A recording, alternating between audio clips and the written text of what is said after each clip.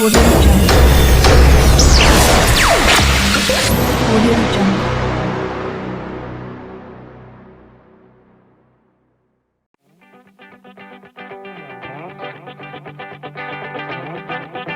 So now let me talk about classification of the power semiconductor devices. The devices are classified based on two factors. One is controllability, that is controlled property. The second one is operating characteristics, that is operating points based on voltage and current polarities. So let me talk about first controlled property. How devices are classified based on this control property. So on this control property, the devices are again categorized into three ways. One is uncontrolled devices.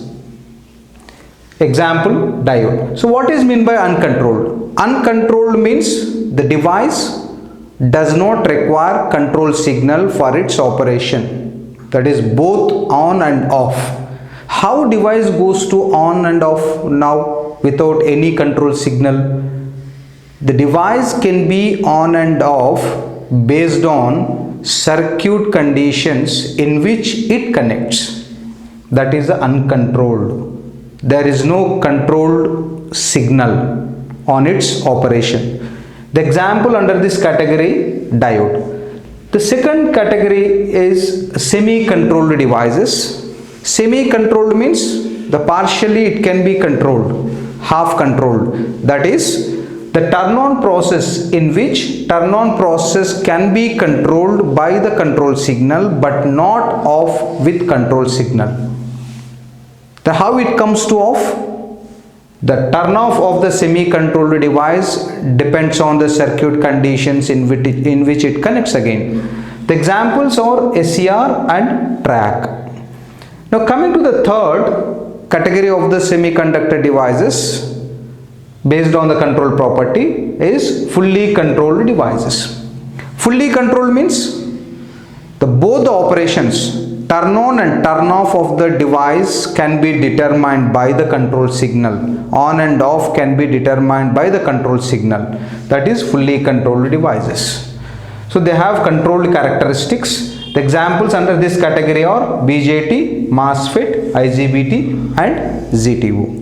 When you come to the BJT, MOSFET, IGBT, these three are the transistor family devices. They have same properties and characteristics almost. Whereas ZTO, this is called gate turn off thyristor, which belongs to thyristor family. Is one of the thyristor family device. So this is the classification based on the control property. Now coming to its characteristics. Diode, symbolically it can be represented with this. It has the two terminals, anode and cathode. There is no control terminal, as we know that it is uncontrolled. It does not require any control signal for its operation. So how it comes to on and off? When anode potential is greater than cathode potential, the diode comes to forward bias, then it is on. If anode potential less than cathode potential, then diode comes to reverse bias, then it can be off. This is the IV characteristics, static IV characteristics of the diode device. So during forward bias, it goes to on when it is connected to anode is connected to positive voltage. And when it comes to negative, when anode voltage is negative with respect to cathode, a device blocks this much of voltage. So this is called a reverse voltage. So it is in off state. So this is static IV characteristics of the diode. So ideally the diode characteristics would be when it is on, it carries the current like this. When it is off, this blocks the voltage this much. So this is the diode IV characteristics. Now coming to the SCR, this is a silicon controlled rectifier, which is one of the thyristor family device again. It has the three terminals. This is a symbolic representation. It has the three terminals, anode, cathode, gate. We know that it is a semi-controlled. It requires a control signal during its operation. So when anode potential is less than the cathode potential, device is under reverse bias. SCR operates in reverse bias condition, then it is in off state. When anode potential is greater than cathode potential with zero current, with zero gate current, means I am not applying any control signal, then it is in off state, operation in forward blocking state. Still it can block the voltage even though it is in forward bias condition. Now when you come to the third case, anode potential again greater than cathode potential, and I am giving the proper control signal during its to get its turn on.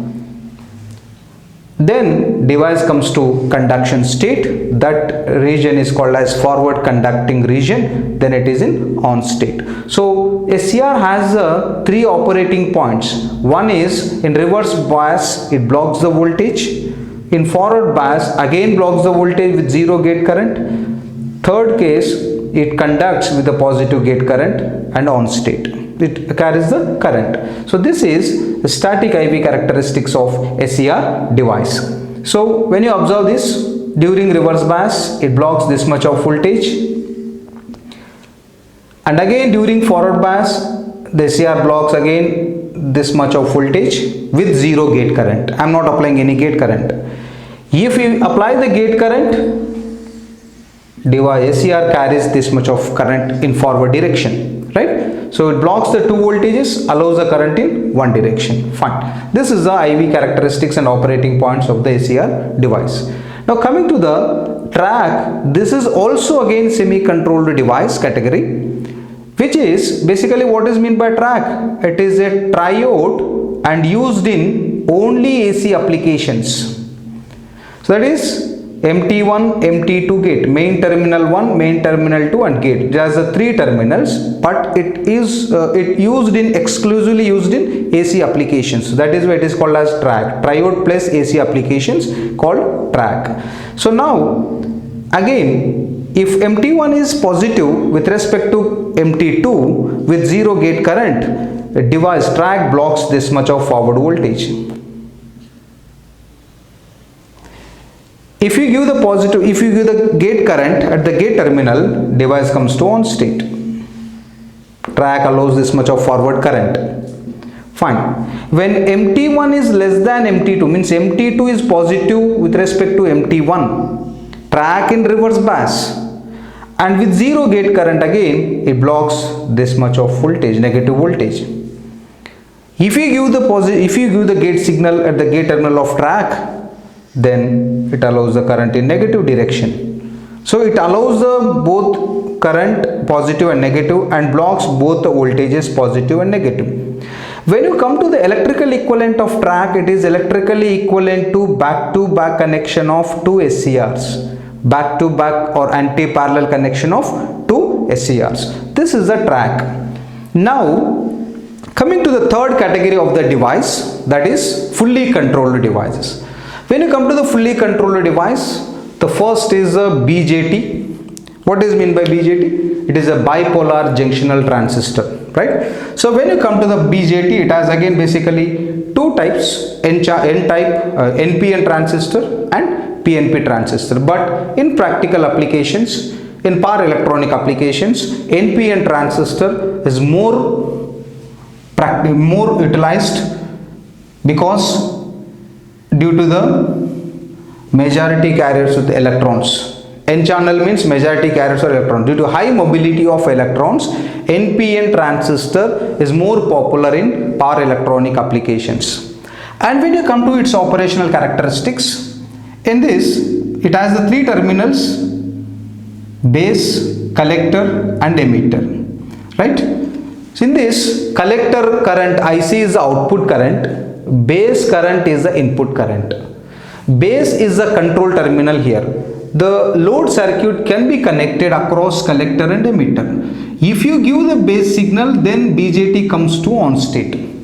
That is, if you remove the base signal, BJT comes to off state. So on and off of the BJT can be determined by the control signal. That is why it is a fully controlled device. Okay. Now when you observe this, IC collector current, output current is function of the base current.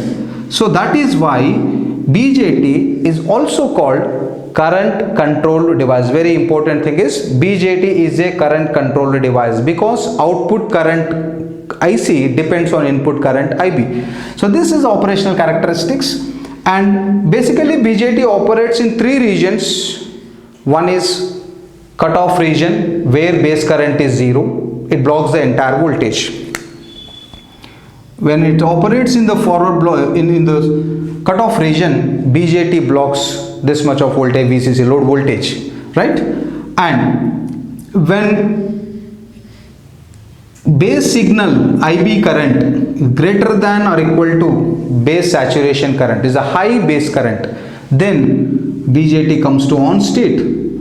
It means it operates in saturation region where BJT is in on state. It carries correct collector current, IC is VCC by RC. Okay, so this is the operational characteristics. There is one more region of operation of the BJT, that is called active region. This region is called as active region where the BJT acts as an amplifier. But in power electronic application, we know that any device can be operated in only two states, on state and off state. There is no any other state. That is why BJT can be operated in power electronic application only in two regions, cutoff region and saturation region, where it acts as off and on. We cannot use the active region operation of the BJT, which is used in the analog electronics, right? Fine. This is operational characteristics. So when you come to the cutoff region of the BJT, in this case, both the junctions, basically BJT has two junctions, right? Collector base junction, base emitter junction. When both the junctions are reverse biased, the BJT operates in cutoff state.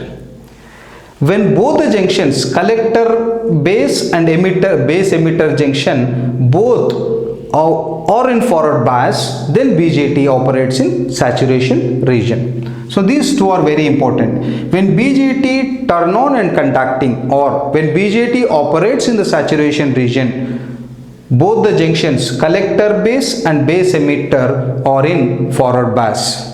When transistor operates in the cutoff region, both the junctions, base emitter and collector base, are in reverse bias. So this is the operational characteristics of the BJT device.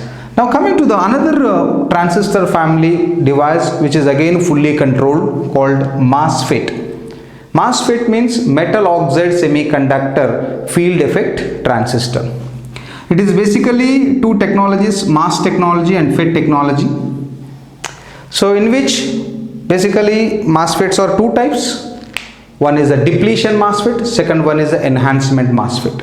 But in practical power electronic application, only enhancement type MOSFET is used. In practical applications, in power electronic practical applications, enhancement MOSFET only used. And again, enhancement MOSFET has two types, N channel and P channel. And again, due to the high mobility of electrons, N channel enhancement MOSFET is popular in power electronic applications. That is, I am taking only the N channel enhancement MOSFET here. This is a symbolic representation of N channel enhancement MOSFET. It has again three terminals, drain, source, gate. So when you observe, this gate is isolated from the body of the MOSFET. That is why the drain current, output current depends on gate source voltage, not on the gate current. So drain current, output current is a function of gate source voltage. That is why MOSFET is called voltage controlled device. And due to less amount of gate current, so basically MOSFET is a unipolar and majority carrier device. Why it is unipolar? Only one charge carrier takes place during its conduction process. Conduction of the MOSFET can be done either by electrons or holes. In N-channel enhancement, conduction process takes place through only the majority carriers of electrons, right? That is why it is called unipolar or and also majority carrier device. Due to the majority carrier property, it has a very less amount of stored charge carriers. That is why its switching speed is very high. The MOSFET switching speed is very high, up to 1 megahertz frequencies, right? So 100 kilohertz, sometimes it extends to 1 megahertz frequencies. So that is why MOSFET is very popular in high speed applications, exclusively in situ mode power supply applications, right? Fine. So in which MOSFET operation, gate when is a function of gate source voltage, we know that if VGS is greater than or equal to VGST, what is meant by VGST? It is a gate source threshold voltage. When gate source voltage greater than gate source threshold voltage, then MOSFET comes to on, otherwise it is in off state, right? So when you come to the operational characteristics, almost similar to the BJT except the control parameter. Okay, fine. Now coming to the third category of the device in the transistor family, that is IGBT. So what is meant by IGBT? Insulated gate bipolar transistor. Basically IGBT is a hybrid device which is designed from the best features of BJT and MOSFET. So IGBT has input characteristics like MOSFET, output characteristics like BJT. When you come to the IGBT operation, when you just observe the symbolic representation of IGBT, this is N-channel IGBT. This is N-channel IGBT, in which gate is isolated from the body of the IGBT as like the MOSFET, and when you come to the body of the IGBT is similar to the transistor BJT. So it has the both features, MOSFET and IGBT, right? So what are the best features in the BJT and MOSFET? BJT has low conduction losses, whereas MOSFET has low switching losses. Now due to the best feature, by adding these two best features, IGBT has developed. So now IGBT has medium conduction and medium switching losses, so that IGBT is very popular in medium power applications. And when you come to its operation, this control parameter is the VGE and output current is the collector current IC. Collector current IC depends on the function of gate emitter voltage. So IC is function of gate emitter voltage, right? So that is why IGBT is also called voltage controlled device. So how it comes to on? When gate emitter voltage is greater than gate emitter threshold voltage, then IGBT comes to on. Otherwise means when it is less than, when VGE less than VGET, IGBT in off state, that is cut off state. Okay, so this is the operation of the IGBT and symbolic representation. So BJT, MOSFET, IGBT have almost similar properties and characteristics because they belong to transistor family devices, but thing is only the control parameters. So now another device in the fully controlled is GTO, gate turn off thyristor. We know that this is a thyristor family device, not belongs to transistor family, right? Now when you come to the GTO symbolic representation is similar to the SCR and it has 3 terminals, anode, cathode, gate. Advantage of this GTO compared with SCR is GTO does not require a forced commutation circuit to turn it off because it is a fully controlled, right? So when you give the positive signal, when gate current IG is a positive plus IG, when anode is positive with respect to cathode, give the positive gate current through the gate terminal, then GTO will be on. And when you give the negative gate current, then GTO will be off. Means gate signal can be used to turn on and turn off of the GTO device, which cannot be obtained in the SCR. Turn on can be obtained in the SCR by using the control signal as like this GTO. But when you come to the turn off process, SCR has uncontrolled turn on characteristics, GTO has the controlled turn off characteristics. SCR has uncontrolled turn off characteristics, GTO has controlled turn off characteristic. That is the difference. That is why GTO does not require a forced commutation circuit to turn it off. That is one of the advantage, so that GTO can be used in choppers and inverters instead of the SCR device to reduce the size of the converter circuit, because it does not require a forced commutation circuit. So this is the classification of power semiconductor devices based on control property.